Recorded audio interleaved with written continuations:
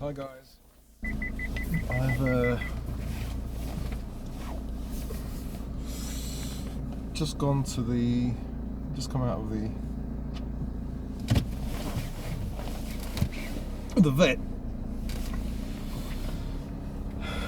and the damage wasn't that bad. I thought, because let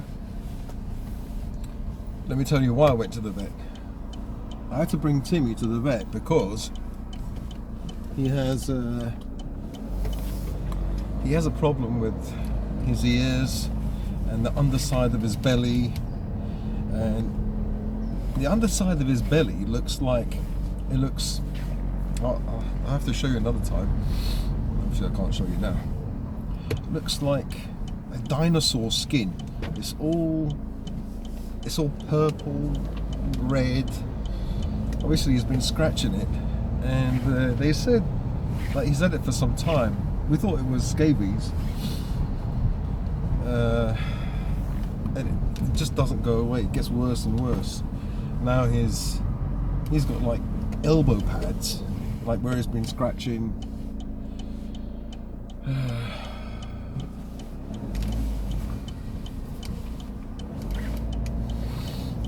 And the underside of his belly, where his willy is, and his testicles. It's all like alligator skin. And then you touch it, and some of it just actually crumbles off, and it smells like fungus or yeast or cheesy. I don't know. There is a difference, isn't there? Because cheesy would be bacteria. So I don't know.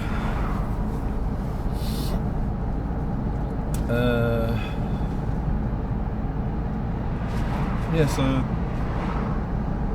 they gave, as usual, what they do is they give prednisone to reduce the immune system reaction, and then they give Surolan. Surolan are probably antifungal antibiotic drops to put inside the ear. Nothing strange there. They've done that before. But what they've done this time is they've given, the guy gave me antifungal shampoo that I can wash him with. And he said if you can wash it twice a day or every day, it will be brilliant. And I said, yeah, okay, I'll do that. So he's having that treatment. Yeah, I can't see anything. It's horrible when you're driving in the evening, like early evening, the sun goes down. Yeah, so that's what's been going on. I feel really panicky because I had a coffee enema. Sometimes you can't hold it in, so you go for the second one. You can't hold that one in, you go for the third one. You end up having palpitations and relax. So yeah, that's the situation at the moment with Timmy. He has to have these medicines.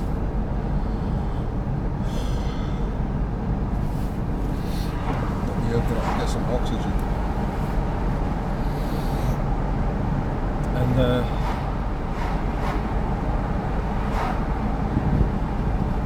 yeah, it was only £231 today. But the treatment has to be continued. You can't just stop. So after this 231 quid, next month he needs like an injection. That's going to be 80 quid. So it's not going to be 231 quid every month. It'll be 80 quid to have this injection. Basically works like the prednisone, I think. It's an anti-allergenic thing. Because if you take a course of treatment, I don't know, a few months of prednisone, then it ups your chances of cancer because it brings down your immune system. So I don't want that. And he said as well, because I said, will it increase his chance of cancer if he's taken it for a long time? He said, yeah, that's why only for 30 days and then switch to an injection. quite expensive, 80 quid just for that injection, but it will work for a month. So he's got some kind of, he's allergic to something. It could be even environmental, pollen, grass, dust.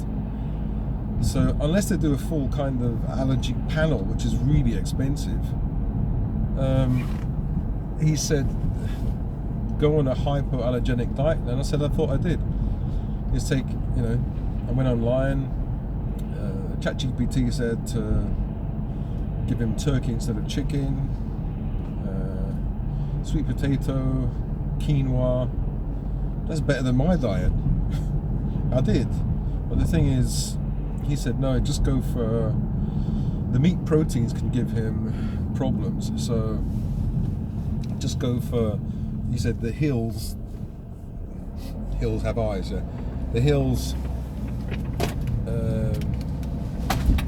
kind of like medicinal kibble, which is really expensive.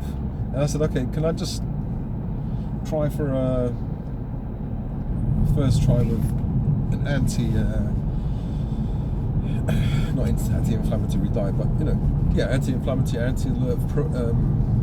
hypoallergenic diet. And he said, just avoid the turkey and just give him fish, sweet potato, those kind of things. But I wonder if he's allergic to maybe dust, maybe the dog hair or the dander of the other dogs. Could that be possible? So yeah, I'm going to go and get some fish now. Hopefully I can get some reduced fish. No wonder, you know, the Queen's husband, he bloody crashed when the sun was down. Mind you, he was in his 90s, wasn't he? But when the sun is down, like, that glare, you know, gets in your eyes, you know, and if it's really strong, if it's behind you, you can't even look in the back mirror. It's just, you've got the yellow sun there. Like a sun inside the car.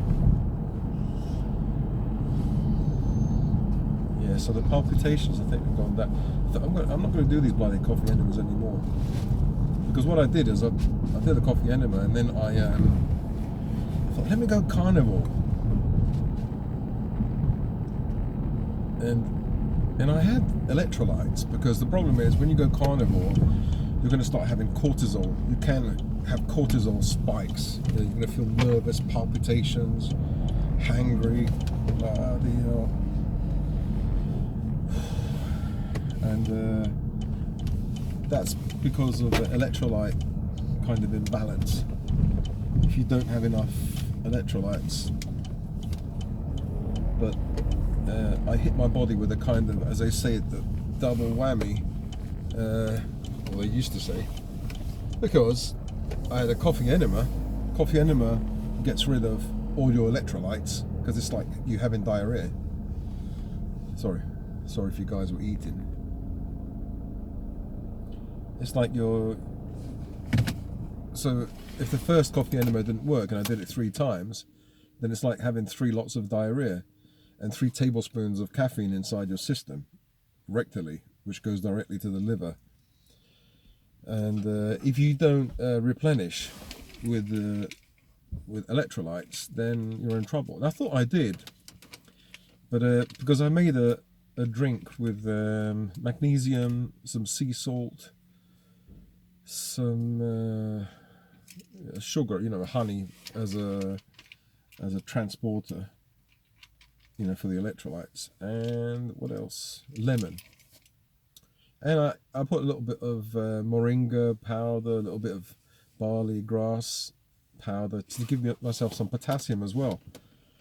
And that usually is enough, but because I also did a kind of carnivore, a kind of high meat, very low carb, just a few bits of kale, then your body is getting rid of your kidneys are getting rid of electrolytes,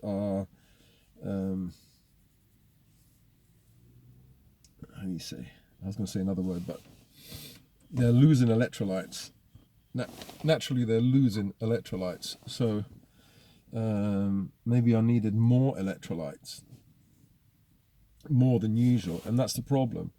When you do the carnivore diet or a high high fat, low carbohydrate diet, you lose electrolytes through your kidneys, and so you need more salt, more electrolytes. And the fact that I did maybe any electrolytes that I ingested came out again through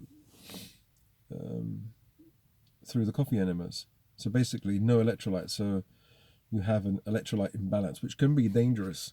Because I feel the palpitation. Now it's calmed down a little bit, but I feel palpitation, and you feel panicky, and you're trying to get the right breath. I think the palpitations are because the heart needs to beat. It needs that electric impulse, and so it needs potassium. I think magnesium as well, but it needs potassium. Otherwise, it kind of jerks, and you get these palpitations. Especially if you're going on a carnivore or keto diet, the kidneys flush electrolytes. They get rid of them, salt and stuff. And doing a coffee enema gets rid of even more, so you're completely bare. Usually in your system you will have some, but if you do coffee enemas, then you're completely empty, which is dangerous, I think. Should have learnt my lesson. You know, people say, why do you always do this? Why don't you just learn from your mistakes? Yeah, that's a good question. Because I go on a vegan diet and I start sneezing, I start having all these problems, and I think, to hell with this. But then when I go back on the carnivore diet, I forgot that cortisol spikes. You feel nervous unless you take the right electrolytes. So I think I'm going to need a potato meal. No. Yeah, potato gives me problems, makes me itch. I think I'm going to go on a bloody fast. There was this guy, quite a chubby guy in Scotland. He went on a fast for 1 whole year. All he had a lot to lose, but although he was Scottish, he had an Italian name. I was going to say, is he Anglo-Italian? What's that word for Scottish Italian? Scotto-Italian? Sounds like a biscuit. Well, anyway, yeah. He went on a fast for over a year. Nothing, no food. All he had is some teas, like black tea maybe herbal teas, I don't know, and a multivitamin, like, for over a year. And people are saying that only Jesus could fast for 40 days. Normal people can't do it. He was spiritual. This guy went for a year. Bloody hell. But because I'm taking medicine, I'm taking Seroxat, which is an SSRI antidepressant, and I'm taking omeprazole, I can't just go cold turkey and stop taking them. I can with the omeprazole, or I can try the anti-acid, the proton pump inhibitor, the reflux one. But the antidepressant, no, I can't just go cold turkey. My brain chemistry will go through I was going to say go through the roof. It's not that my anxiety will go through the roof. So unless I adapt a kind of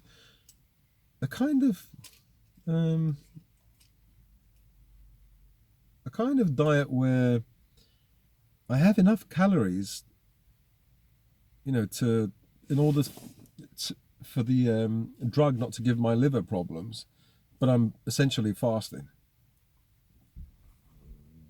There is something called the FMD, or the fasting mimicking diet, created by Walter Longo, an Italian gerontologist, and it kind of mimics. Well, it's in the name, isn't it? It mimics diet. Sorry, it mimics fasting. So basically, you eat, I think, 600 to 800 calories a day, and I think you need about 800 calories in order for I might be mistaken, in order for the gallbladder to be triggered. Otherwise, you hit problems with bile stasis in the gallbladder, i.e., cholesterol, bile, and sludge then start to accumulate and concentrate in the gallbladder, and you can get gallstones. I don't want that, that's for sure. So, but I think there is a way around that. If you drink lots of water, for example, then bile will become more fluid, will become more thin, not so concentrated. And also because I've got a sluggish liver, I would have to drink things like turmeric, dandelion tea, something really bitter to get my liver to um, expel bile, so it moves not so slowly. It keeps moving. So those are the only kind of dangers I can envision. But then what happens with, maybe you'd have to have an electrolyte drink as well, so you're having some electrolytes. I did think once of doing the elemental diet, which basically it's a solution that gives you carbohydrate, protein, fats, but without any allergens. So, for example, if you go, I remember growing up, there was a milk drink called, what was it called? A milky drink. So delicious, and it's got obviously sugar, fat, protein. What was it? I forgot the name. They still have it. It will come to me. But the problem is, where do they get the protein from? Maybe milk. Milk. I'm dairy. I'm not. Yeah, I'm dairy intolerant. No, hang on. Not in dairy intolerant. I'm dairy intolerant, not lactose intolerant. I don't get diarrhea or anything. I just have sneezing and stuff like that, and mucus if I have cheese. So I'm dairy intolerant, wheat intolerant, so gluten intolerant as well. If I have sugar, it's going to affect my small intestinal fungal overgrowth, so the fungus that I have. So, but this elemental diet, or this elemental shake, or whatever it is specifically for people who have serious gut issues. So basically, it's it strips away all food. So basically, I think what it is as synthetic as possible carbohydrate, synthetic protein and amino acids, synthetic fat, or stripped away from any kind of allergen. So basically, you're fasting. Your body is receiving the bare minimum to survive: protein, carbohydrate, and fat. But the gut isn't inflamed, which is a good thing. So, yeah, I was thinking of doing something like that. It's kind of like fasting, and you're getting everything that the body needs. Or just go on a proper fast. I mean, you can make your own. You can make your own elemental drink, and it's in the name, isn't it? The clue is in the name. Elemental, just bare elemental nutrients without any kind of allergen. So for example, carrots. I do well with carrots. It's like with Timmy, a hyperallergenic diet. So, like, if I was to make 2 shakes and have them during the day, I would have maybe put carrots inside. And the source of protein, it can't be tofu. Tofu is going to affect my gut. So it would have to be, yeah, I don't know, not eggs. I don't know. I'd have to think of another source of protein. But you can make your own. You can calculate. You can make your own with food because it's really expensive. But that elemental drink is really good, I think, if people not at death's door, but they don't know what to do. They just don't know what to do. Anything they eat is giving them problems. And so it gives your gut a rest. It's like fasting. It gives your gut a rest for a month, but your body is getting all the nutrients it needs, vitamins, everything. So that could be an idea. I'm going to go and do some shopping, get some fish for Timmy, and I don't know what I'm going to get for myself. Sweet potatoes. Sweet potatoes is a hypoallergenic thing. I'd love to have mashed potatoes. Love to have mashed potatoes and bangers. I'm crazy. I either go almost carnivore, like meat with a little bit of kale, tiny amount of kale, or I go gay vegan. So I'm going to go gay vegan tonight because I'm just thinking about mashed potatoes and those vegan sausages. Some of those vegan sausages are disgusting, but some are really nice. Really surprisingly nice. They're getting better and better at doing them. The cheese is disgusting though. That vegan cheese is just like plastic. They haven't got that one right. And I can't eat it anyway. It's got, the vegan cheese has got maize inside, which is a kind of corn. I can't have that. Coconut oil, it's okay. Coconut oil I can take. But so many ingredients that I can't have. The ham, you know what they do to color the ham to make it look like it's red? What is it? Not ferritin.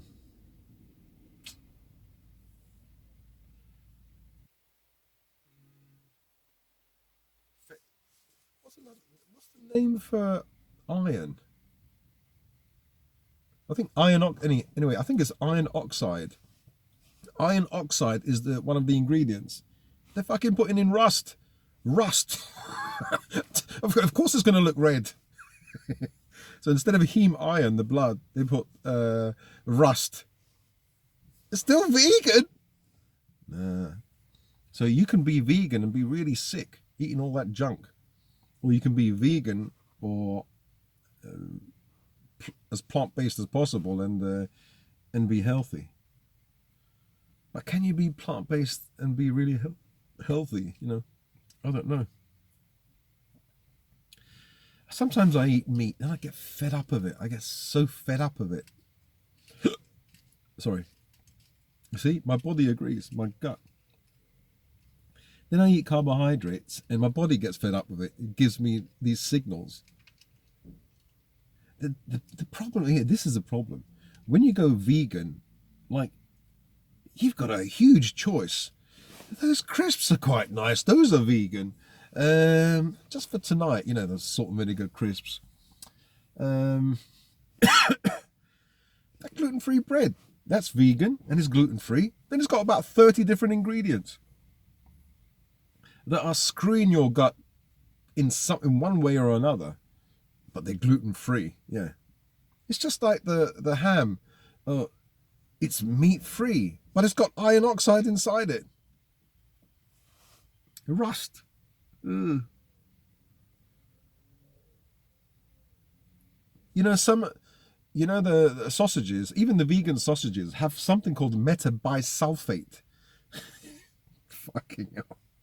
And it's got it in bold in the back. So you look, when you see metabisulfate, do you know that's used in alchemy to extract gold, I think, or some of the metals?